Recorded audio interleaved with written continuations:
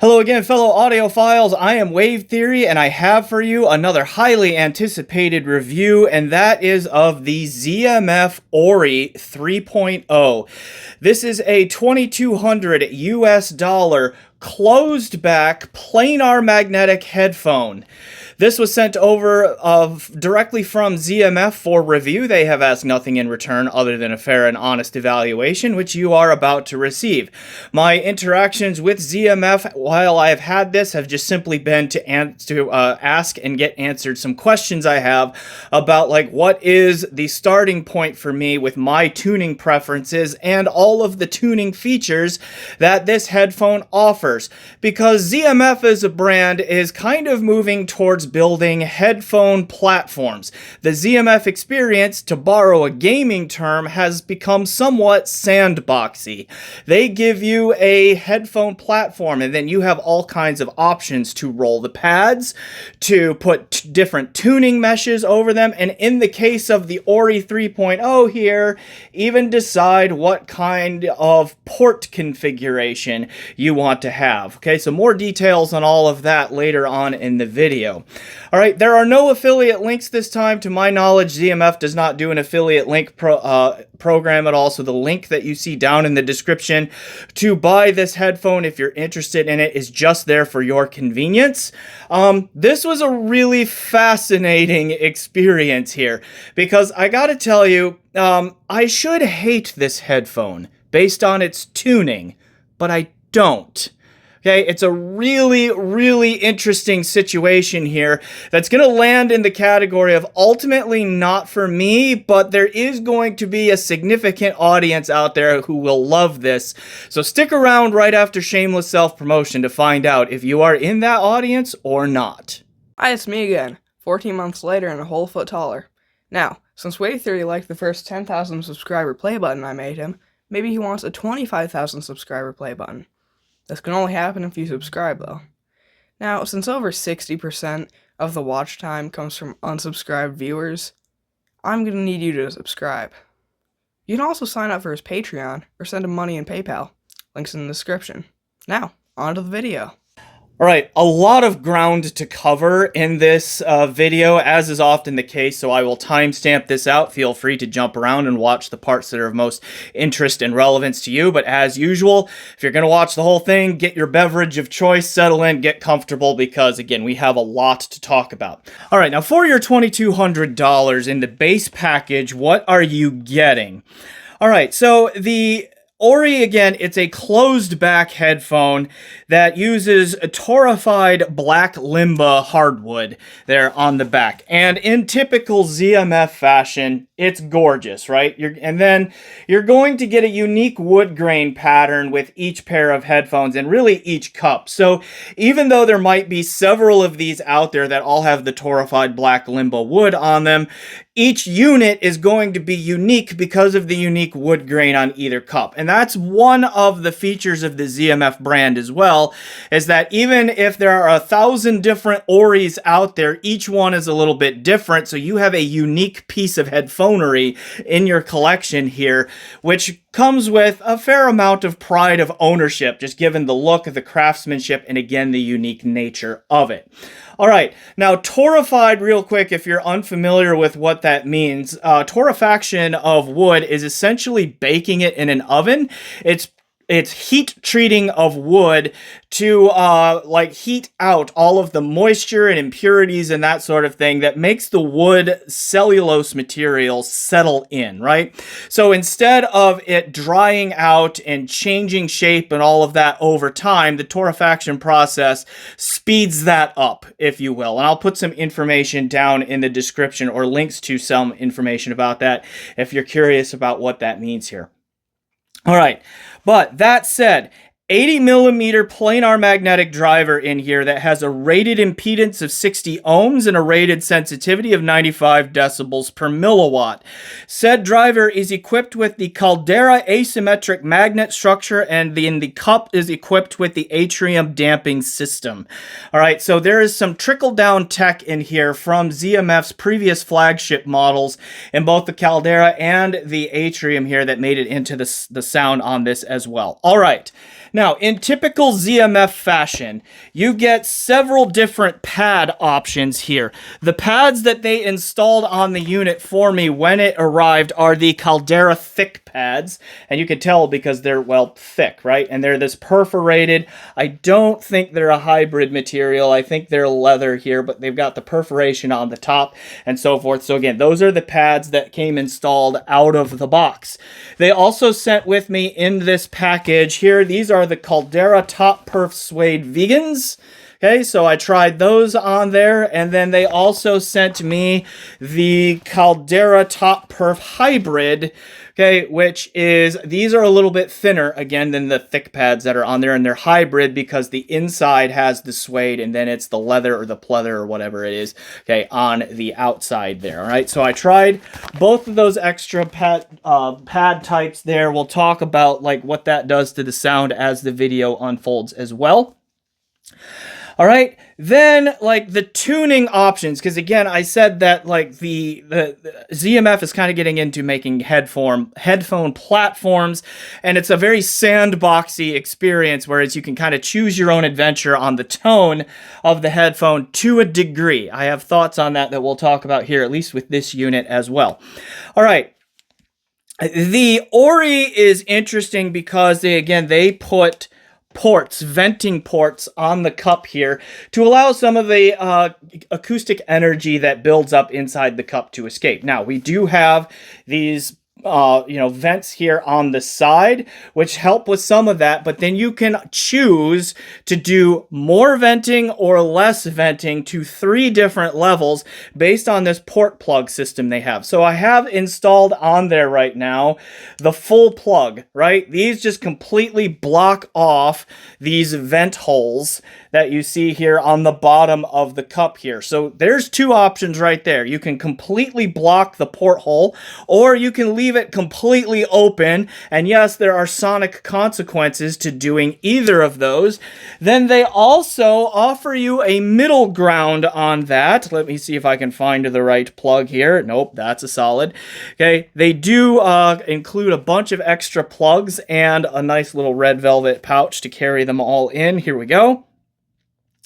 You also have the option of using a ported plug. I hope that shows up okay, but it's just one of those plugs that has a hole bored through it there, so it's a middle ground between having a full plug to block the port and then, of course, not blocking the port at all. And again, all of these have sonic consequences, and I'll comment about those here in a little bit as the video unfolds. Okay, but we're not done yet. Right? Now, installed on the Ori 3.0 was one of their Titan meshes. I am not sure which one this is, but it's this black one right here. Okay, so these came installed on the unit right there, and when I first listened, I was like, there's too much mid-range for me, or the mid-range is a little bit unbalanced and all of that, and I asked Catherine over at ZMF, like, what combination of pads and port plugs and meshes and all of that should I be using if I'm noticing this kind of thing about the sound, and she sent over a pair of their thick Titan meshes that look like this right here. Okay, these are about 20 bucks. They come in 3 packs so that you get 2 of them to use and then a backup if you ever need one in the future. And you might, because one of the downers of this type of mesh filter here is that they are adhesive, right? They stick on. You peel this paper off just like this is a sticker. There are holes in here that line up over the screws on the ear side of the driver assembly, so it only fits on one way. You can't screw up the installation that way, but it does adhere right on there, and so you're gonna have a finite number of times of peeling those things off and putting them back on. So if you have a bunch of pads and you get a bunch of tuning meshes, you're going to have to be thoughtful about how you go about listening to and comparing all of those again, because you only get a finite amount of time to peel those off and stick them back on. Now, the pads, in typical ZMF style, have this material flap over the back side of it here, okay, that hugs around like a flange or a lip on the wooden cup there to hold them in place. These are some of the friendlier pads to roll and install on the Ori anyway. That I have experienced that used this style. The ZMF Bokeh was a pain in the butt to do this with. Recently, from a different manufacturer, the Audio-Technica ATH-80X 7000 used the same kind of pad mounting system, but they did not do it as well as is done here on the Ori. I tore one of those Audio-Technica pads, unfortunately, just to give you an idea that it's not the most easy thing to do. But this was like one of the quicker, easier methods of pad rolling given that pad mounting system that I have worked with. Now, I would still encourage ZMF, and I think Zach told me this once upon a time, but I don't know where the status is of this, that they were looking at different kinds of pad mounting systems, be they like either like snap in place, twist lock, magnetic. I'm not sure. Okay, but I think he told me once upon a time they are looking into other options, but I don't know where that stands. Okay. All right, other accessories they sent along, they gave me 3 different cables. These 2 are basically the same thing. I think these are just the basic stock cables. You get the mini 4-pin XLR on the headphone end here, which is the ZMF standard. They sent me 4-pin XLR. They sent me 6.35 millimeter single-ended, and then they also sent me this one, which I think is basically the same. I think this is their 4.4 millimeter stock cable, but anyway, with a Pentacon connector here on the amp end. As far as stock cables go, these are among the best that I have seen. ZMF stock cabling is solid, right? You can pay extra for upgraded cables when you order if you wish. Okay, but as far as just basic stock cabling goes, these are among the best that I have seen and used out there. So kudos to ZMF for just going the extra mile for the customer on that. All right. So as you see, there is a lot to talk about here with all kinds of pads and all of that. I mean, the build quality, if we can talk about that real quick, is typical ZMF. I mean, the just absolutely master craftsmanship on the wood cups, the beautiful wood grain, okay? It is a little on the heavy side. This is about 500 grams of mass here, but it's reasonably comfortable. Like, it hugs the head well. The weight is distributed well with their headband system and so forth. So, I mean, no real complaints there, right? Like, it's very typical of the ZMF build quality, which is, again, usually pretty excellent here. And it's, despite the weight, again, I find it to be relatively comfortable. All right. Part of the build here, I want to come back to the closed-back nature of this headphone here. And what I did was I actually just recorded some sound clips for you, right? Where I just put this headphone on my head, sitting right where I am, played some music for you using my microphone and all of that. So you can get an idea of what the sound leak is like with the different options with the port plugs in and out. Okay, and then also like in comparison with a couple other headphones and the amount that they leak. So I think now is a good time to go ahead and look at that. All right, let's do that sound leak test right here. And all I am doing here is just leaving my room microphone set up here. This is an Austrian Audio OC16 condenser microphone that is currently being routed through an iRig Pro interface and then into my Android phone here. The microphone is, I mean, I can just tap it. Okay, so it's about at an arm's length away from me right now. Okay, I have the Ori 3.0 here plugged into the Shit Asgard X with mesh DAC card, a Fiio SR11 streamer going into it, controlling it from my iPad via Roon. The music selection is just a track called Blue Light by Mia Edenberg and Benjamin Sheilden. Mia and Ben have been super generous letting me use their music for free, and YouTube also does not block it, so I will put links to their work down in the description as below. Be sure to check them out. Okay, going roughly my 72 to 75 dB average listening level here. And starting with the port plugs in. Hey, on the Ori here, let's see what this sounds like here in the room.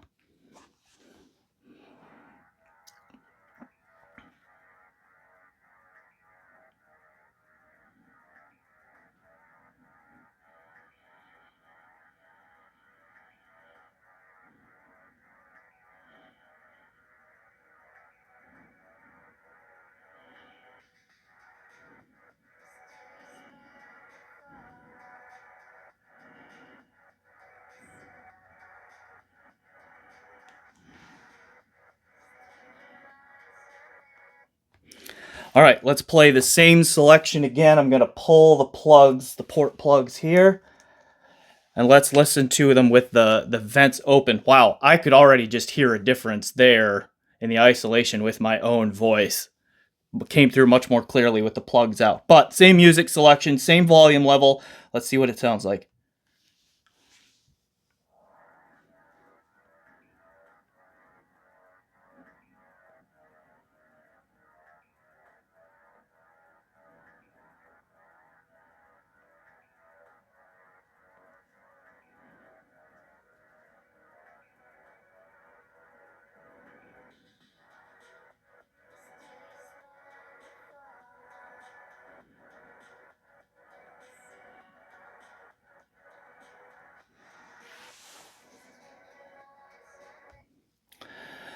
All right, I don't know what that's going to turn out like, but I am curious to hear it. What I'm going to do next is grab the Dan Clark E3 and do the exact same thing.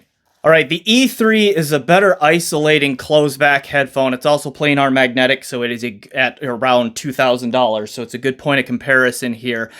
I did have to adjust the potentiometer on here from about 11:30, 12 o'clock-ish to about 1:30 on the Asgard X here, just to try to volume match by ear. So this is not super scientific, but it's just to get a general idea of what it's like. All right, here we go.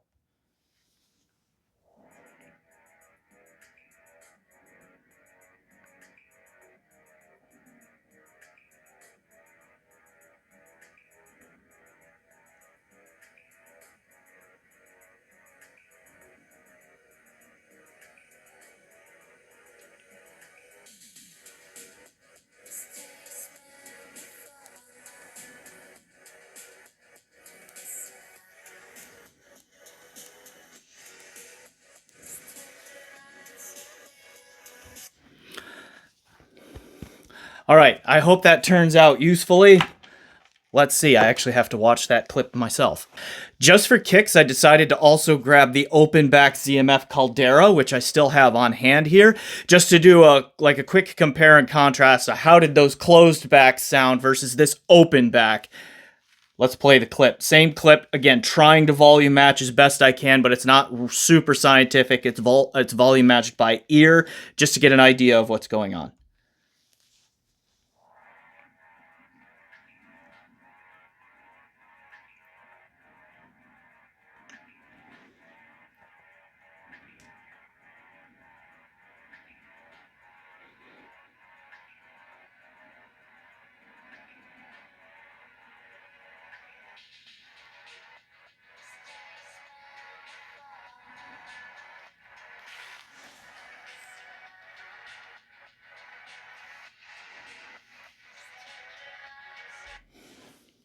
Again, I don't know how that's going to turn out. I haven't watched these clips yet myself. I'm very curious to hear how all of that worked out. Maybe we'll get some surprising results and we can debate them down in the comments. What I am able to say, though, is what the isolation experience is like with the different headphones there, because that's something that the microphone is not going to pick up, and I don't have in-ear microphones to do a test that way. But to me, the E3 sounds the most isolating in terms of blocking out ambient sounds from the outside. Then the Ori with the port plugs in, is the next most isolating, but it feels noticeably different to me on the ambient isolation there. And then of course, if you take the port plugs out, you're really just creating more space for sound to go into the cup, unattenuated, and it sounds less, again, isolating to me that way. Again, I still haven't listened to all of the clips right back to back there, so I am curious how they'll turn out, but I thought it was important to report on what it's like on the isolation point when they're on your head blocking outside sounds, and those are my thoughts on that. All right, you sum all of that up, what I just told you here, and with a lot of closed back headphones that are out there, really what you get here in the high end with closed backs anyway is that they really are kind of a semi-open, or mostly closed, right? And one of the reasons for that, and they all do this, like I mean, you probably noticed the same thing with the E3 and so forth, is like they've got to vent the cup here. They have to get acoustic energy out of there, because if they don't, there's going to be too much wave interference inside the cup. It will really start to the sound. So they are closed back. They're not necessarily lying to you on that. No one is, right? I'm not singling out ZMF here. It's just that there's physics behind why they are doing what they have to do and why there can be a fair amount of leakage, even though it's called closed back. All right. But with that, I think it's time to turn our attention towards sound. Normally what I do at this point is I go through a long list of test gear. I'm going to try to save a little bit of time by just naming my signal chains down in the description.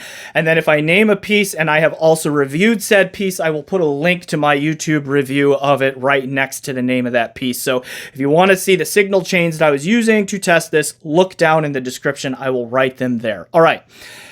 Now, as far as sound goes, there are elements of choose your own adventure here because of the, just the different pad options, the port plugs, the tuning meshes, so on and so forth.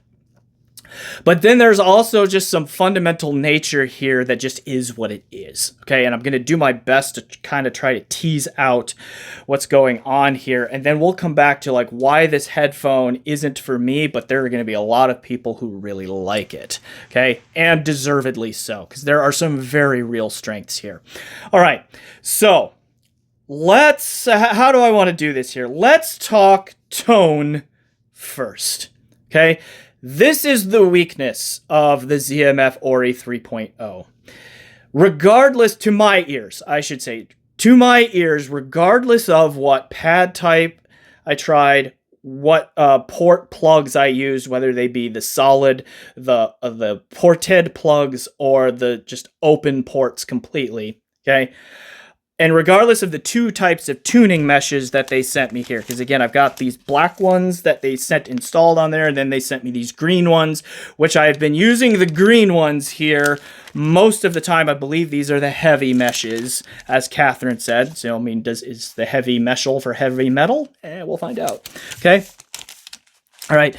But so again, use the green ones here mostly. But what I found with the tone here is that regardless of those combinations, the tuning on this is fairly uneven, particularly through the mid-range and the treble here. You do get a very colored sound. This is not like a studio reference kind of tuning by any measure, okay? Let me go through it here.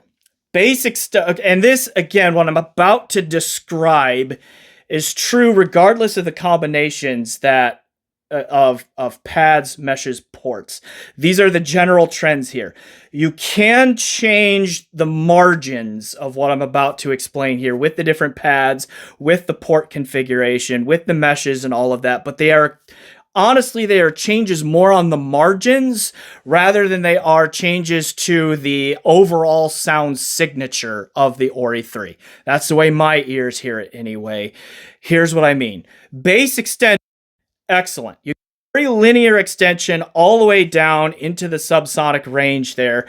I'm pretty sure that the extension goes deeper than my hearing because I didn't notice any real roll-off down deep, again, regardless of configuration here. Now, the bass presence not elevated with the 2018 Harman target. It's a few dB below that, but the extension is very, very good. Now, there is a little bit of an above Harman bump in the mid bass from right around 150 to 250 hertz, somewhere right in there. It's like maybe up to 2 to 3 dB above like what the Harman target specifies there. So there is a little bit of warmth imparted to the sound here as well. The odd thing is the bass and that mid-bass bump sound to me to be a little bit disconnected to the rest of the sound. And I suspected, and then went and found some measurements that confirmed this, that there was a bit of a dip in the frequency response in the lower mid-range. And it turns out that that's exactly what there is. There is a fairly significant dip centered right around 500 hertz, especially with the thick pads here and the port plugs out, which is like the most common measurement that I have seen so far. And that dip that I'm talking about, though, doesn't go away. It persists. It's just kind of, where exactly is it and what is the degree of it when you change pads, meshes, port plugs, and, you know, just try to find that combination in there. But it's always there a little bit, okay? Then the entirety of the 1 to 3 kilohertz range is aggressively far forward, all right? And on a frequency response plot that I saw here, from 500 hertz up to 3 kilohertz, basically, it's like this in the curve, just whoop, up it goes, okay? And so what happens here is with the recess in the lower mids and then the upper mids being quite forward, it does have a very like thin and hollow timbre to it through the mids. Okay, it's very forward there. So if you're a person who likes vocals thrust forward right in your face, you get that here, right? But timbrally, the vocals sound thin. Okay, there is not a lot of weight or body to them and that sort of thing. So you get a very hollow overall timbre to it.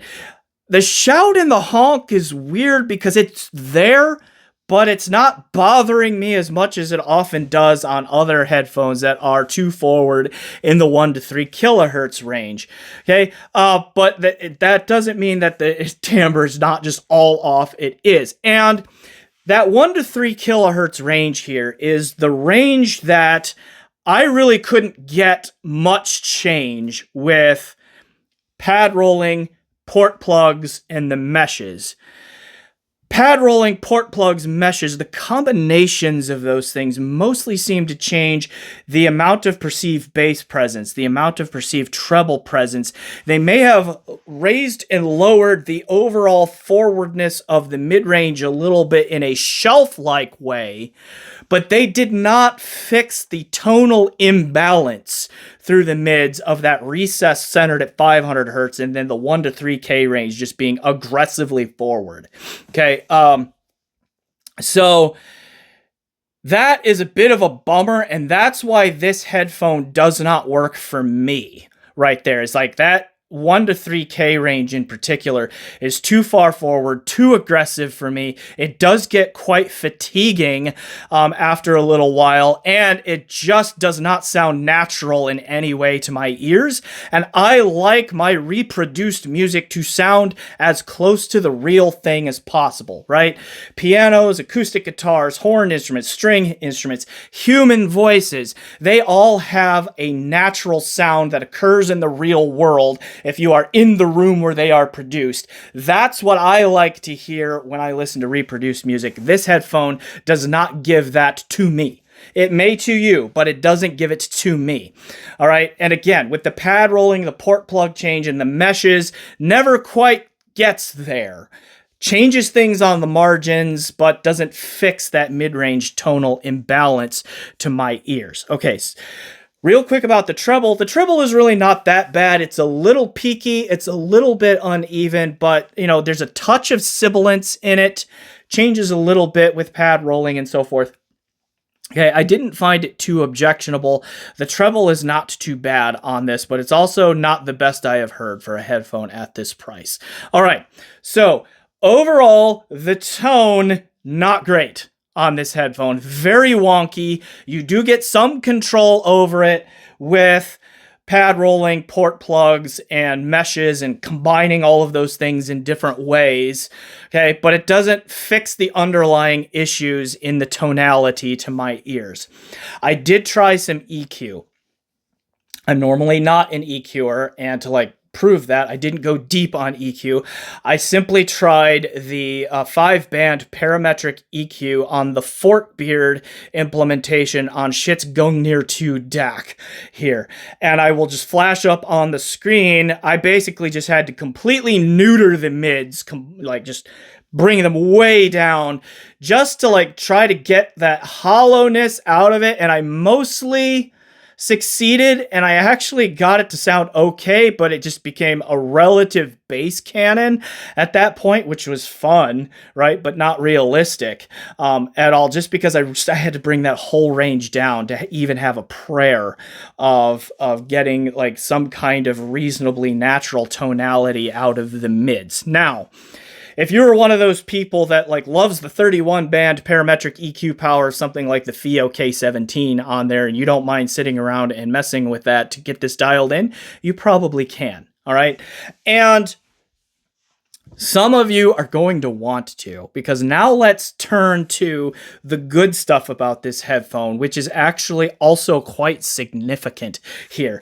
And I was very surprised by this. And this is one of those headphones that if you find yourself in the camp that frequency response tells you everything you need to know about a headphone, again, this one might challenge that belief, because again, its tuning, frankly, kind of bad. But all of the other stuff, the dynamics and the impact, the activity, the liveliness of the sound, the soundstage size, the holography of the spatial presentation, the detail retrieval, the resolution, the texturing, all of those things are excellent. And I do mean excellent here.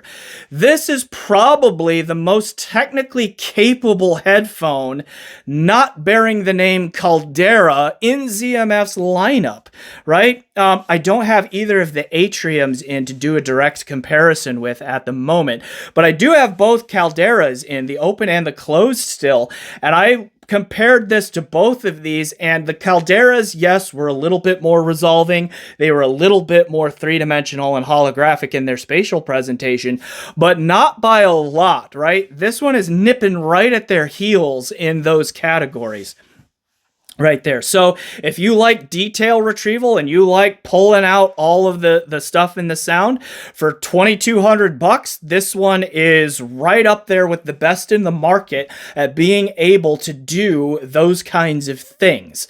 Okay, so I was quite impressed by that. Ditto with the spatial presentation. Now, the mid-forwardness of the spatial presentation does kind of bring the center image and kind of push it towards me a little bit in there.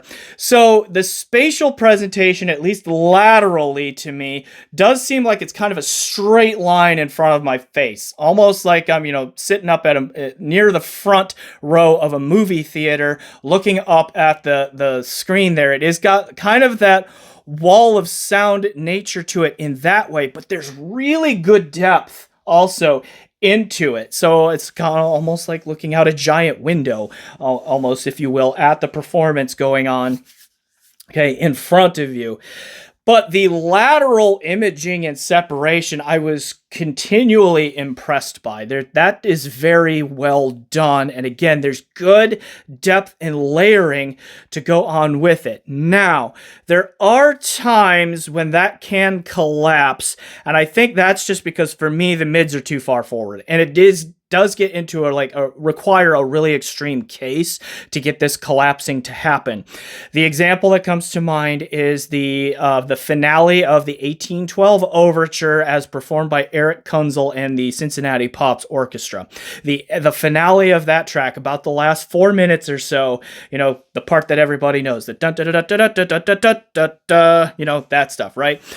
Full symphony orchestra going on, a handbell choir, a vocal choir, and real live cannon fire all going on at the same time. That's the one track where I think it's particularly the mid-range forwardness here, not the resolution capability, where the sound stage, the holography of it started to get a little bit mushy. And it was specifically with the handbells. Oddly, behind the handbells, it sounded like, the orchestra was still nicely three-dimensional and holographic, but the handbells kind of sat in front of the rest of the orchestra in a way I've not heard before and got a little bit mushy in their presentation. Okay, whereas something like Dan Clark's E3 held it all together a little bit more cleanly when it got busy in all of that there. So that's just something to keep in mind. Again, I don't think that comes down to raw resolution. I think that's a tuning issue that's throwing the tonal balance out of whack enough that I'm starting to lose the cues that help with that spatial presentation that's buried in the mix there. So that's my hypothesis as to what's going on. All right.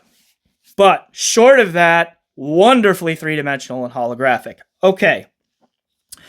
Two more things to kind of gush over here, and that is the impact, the dynamics, the liveliness of this sound. If you like bass slam, okay, you get it here. Very, very punchy, slammy, impactful bass on this headphone, in combination with a very active, lively, energetic presentation overall. Like, it is super active and lively. A great many headphones, when I did comparisons here, and I'll talk about those here shortly, it just sounded dull and lifeless in comparison to this one. So the Ori 3 here, it is one of the most impactful, lively, and just dynamic and fun and engaging in that way headphones I have ever heard. So if that's a trait that you like, big time here, okay? Really big time here. Now, let's talk about that mid-range in just a little bit more here, because even though the tone of it is all kinds of out of whack, okay, the smoothness of it, there is a liquidity and a flow to the mid-range here that is really interesting and engaging in its own way. I don't really know how to describe it other than it's very liquid and it flows. You just kind of have to hear it for yourself to know what I am saying here, because there's a smoothness to the delivery, not the tone, but to the delivery that I don't know that I could really say I've heard anywhere else. That is a really unique and interesting feature of the presentation here. Put all of that together, and I've kind of already explained, like, for me, what happens. Like, I enjoyed listening to this headphone and getting to know it more from just a pure curiosity factor than from a musical enjoyment factor, right? Because, yes, there are some really excellent technical attributes here in the spatial presentation, the resolution, the dynamics, and whatever's going on with that mid-range flow. Okay, real true strengths here that if you are in the EQ camp and you're willing to sit there and work on its tone, you could get a really amazing headphone out of this, I suspect. Okay, but I don't have the time or the patience to sit there and mess around with EQ that much, because I have to move on to the next thing to review and all of that. And plus, EQ to me is just a pain in the butt anyway. But what it comes down to is, like, when I was listening to this headphone, I was always curious what it was going to do to the next song, right? I was like, what is it going to sound like on the next one? How is it going to hit me? Because, again, the impact. Okay, what's that tonal weirdness going to do? How is it going to sound? What I was more curious when I listened to this here was about, like, again, what's it going to do to the sound rather than just being about losing myself in the music. And so for me, that makes the Ori a no-go. Like, I don't think that I could happily live with it long term, but you might be able to, because, again, there are lots of strengths here, okay, that are worth trying to mess with EQ or all that, or maybe you just like the tone as is. You enjoy its colorations, okay, and that's fine, okay? Some of you are going to get something that you really, really love here, and rightfully so. I'm just not one of those people. Okay. Comparisons, though, and, like, how I came to these conclusions, like, on all of that. Let's talk, like, closed backs that I have experience with. Focal Radiance. All right. The Radiance of the closed backs that I tried comes the closest to the Ori in terms of being like active, dynamic, and lively in its presentation. It comes the closest to the Ori in terms of that bass impact, save maybe the HiFiMan Isvarna, which I'll talk about here in a moment as well. Okay, but isn't quite to the Ori's level. The tone and the timbre, though, of the Radiance is far superior. Sounds much more lush and natural than what this one does in any of the pad and port, plug, and mesh configurations that I was able to try, which was a lot of them. Okay, so there's that. Now, the Ori is bigger in stage. It is more resolving. Okay, it can be a little bit more three-dimensional, but it's also, you know, close to twice the price of the Radiance and all of that. So there are some comparisons right there. One of the most direct comparisons will be the Dan Clark E3. I've already named it. You've already seen it here, which is a $2,000 closed back planar. The E3 is very close to the Harman Target in terms of its tuning, right? It has just a little bit of bite in its mid-range, not real bad, not something that bothers me all of that often. Okay, the E3 again has the more natural tone and timbre. It's pretty close. They're very close to each other in terms of overall resolution, the Ori and the E3. The E3 to me is the one that is a bit more consistently three-dimensional and holographic in its spatial presentation because it does not suffer from just overwhelming my ears with the mid-range, the two forward upper mid-range range on this. Okay, and I've already talked about that a little bit. This is an example though where when I switch back and forth between these two, like if I were to go from the Ori to the E3, I would put that on and just say, oh, that tone is so much nicer. I was like, oh, but it does just kind of sound dull and lifeless, right? The E3, for all its strengths, while it's one of Dan Clark's more dynamically impactful and engaging headphones in his higher end models anyway, as far as the market goes, it's not really all that great in terms of its dynamics and its impact and all of that, whereas the Ori is running way out ahead of just about everything, okay? So that was the most noticeable thing right there. Is just like, give me the tone of the tone and the consistence of the spatial presentation of the E3, but the activity, the dynamism of the Ori, and you've got something amazing there. That's also why this hobby gets so expensive, because when you want all of that stuff together, it costs a lot of money to get it, right? Okay, so there's that comparison there. HiFiMan Isvarna is a little bit different because it's a hybrid, right? It has a planar driver for the mids and upper frequencies, and then they have dynamic drivers for what they call the subwoofers, right? The subwoofers in the Isvarna can match the bass impact of the Ori pretty close, right?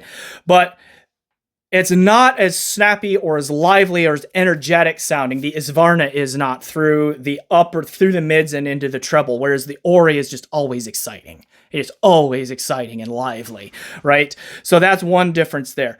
I still prefer the tone of the Isvarna on there. The Isvarna also has like more sub-bass presence. Those subwoofers are tuned up a little bit. You get a lot of rumble on there as well, okay? But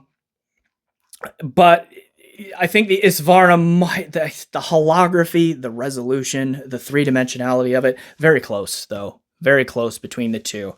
Those are just, I have a preference for Isvarna's tone, but I wish that, you know, again, I could get the activity level, the excitement that the Ori brings as compared to the Isvarna as well. That was like probably the closest comparison that I could come up with. The Ori is cheaper though, like $500, $600 cheaper, something like that, which is not nothing either. So that's something also to keep in mind there as well. All right, quick comparisons then to like the two Calderas, because I've already hinted at this and I have them around. The tone of the Caldera Open is far superior than that of the Ori here. It's also more resolving. As far as the dynamics go, the Caldera series, both of them are pretty close to the Ori here, at least particularly in the bass where they are quite slammy and all of that. But they do resolve better and they do spatial presentation better and that sort of thing as well. Now the Caldera Closed, the tone on that one is not my favorite either.